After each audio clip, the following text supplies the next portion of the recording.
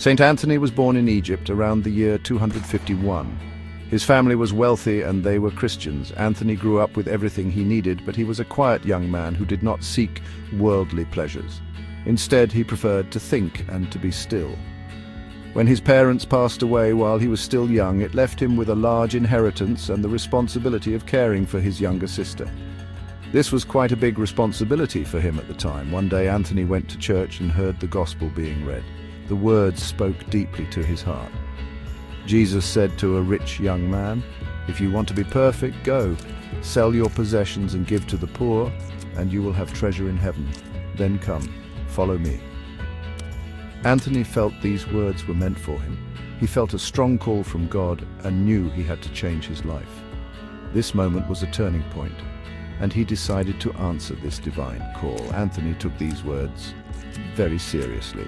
He sold the property he inherited, keeping only a small amount for his sister, and gave the rest of the money to the poor.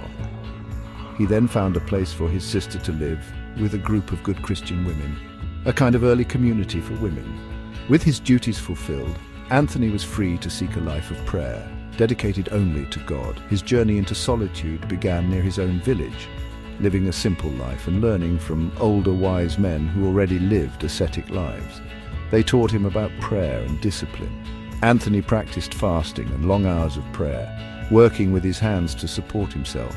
He wanted to live away from the noise of the world, seeking a deeper connection with God. This was the beginning of his transformation, slowly becoming the father of monasticism. His example would soon inspire many others.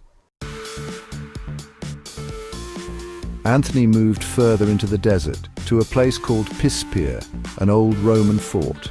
He lived there in solitude for many years. The desert was a place of testing for him, where he faced many spiritual battles, struggles against temptations, which he saw as fights against demons. But he also found great peace in the desert.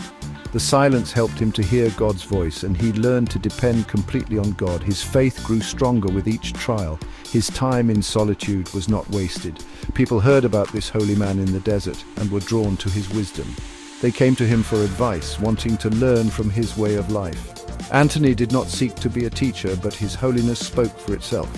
He shared his experiences with those who came, speaking about prayer and fighting temptation, teaching about the love of God. His words were simple but very deep, touching the hearts of many people. Slowly, other men began to follow his example, wanting to live a similar life of prayer and solitude. They settled near Anthony, not in a structured community at first, but more like a group of individual hermits. Each man lived in his own cell or cave, but they looked to Anthony as their guide, their spiritual father. He inspired them through his own dedication. This was how Christian monasticism began to take shape, growing organically from Anthony's example. Anthony did not write a formal rule for monks or set up a strict organization. Instead, he offered a model of life, a living example. He showed others how to seek God in solitude, teaching them the importance of spiritual discipline, emphasizing love for God and for others. His influence spread through his actions and his words, becoming a beacon for those seeking a deeper spiritual life. His way of life became the foundation for monastic practices. The monastery of St. Anthony is very important, standing near the Red Sea in Egypt, in the eastern desert. It is considered the oldest active Christian monastery in the world, founded by the followers of St. Anthony. They built it near the cave where he spent his last years. Anthony himself did not found the monastery as an institution. He lived as a hermit, but his disciples wanted to continue his legacy, wanting a place to live his teachings. The monastery has a long and rich history, becoming a center of spiritual learning. Many monks lived there over the centuries, praying, working, and studying. It was also a place of refuge in hard times, facing attacks and dangers.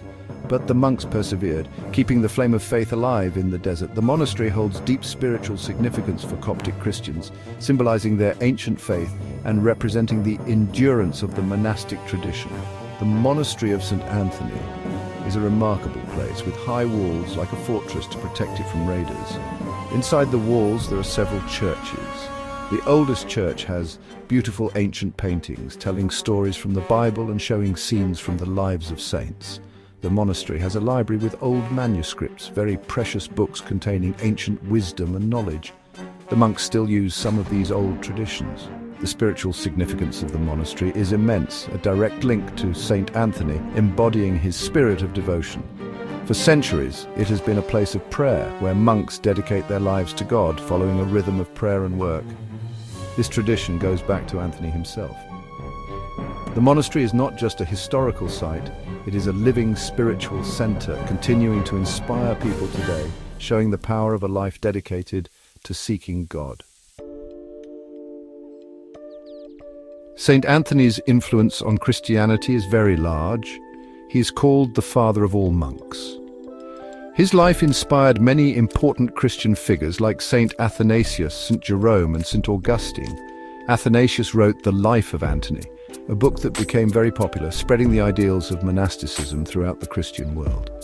It told the story of Anthony's struggles and his holiness, and many people read it, wanting to follow his example. This helped monastic communities to grow. The traditions established by Anthony continued, and monasticism became a major force in Christianity. Monks played a key role in preserving learning, copying manuscripts, and starting schools. They were also missionaries, spreading the Christian faith to new lands. The core principles of monastic life, prayer, work, solitude, and community all find their roots in Anthony's example. Even today, many monastic orders look to him as a foundational figure. His dedication to God in the desert still resonates. Today, the monastery of St. Anthony is a place of pilgrimage. Many Christians visit it, coming from Egypt and from all over the world. They come to pray and to feel close to St. Anthony, to experience the peace of the desert, seeking spiritual renewal. The monks welcome these pilgrims, sharing their way of life with them. The monastery is a living connection to the early days of Christianity, offering a glimpse into a very old spiritual tradition. The monastery also attracts tourists, people interested in its history, wanting to see its ancient art and architecture. It offers a unique look into desert monasticism. Visitors can see how monks live today, learning about their daily routines of prayer and work. The monastery stands as a testament, showing the enduring power of faith and how one man's decision to seek God in solitude could change the world. St. Anthony's legacy continues to inspire, calling people to a deeper spiritual life.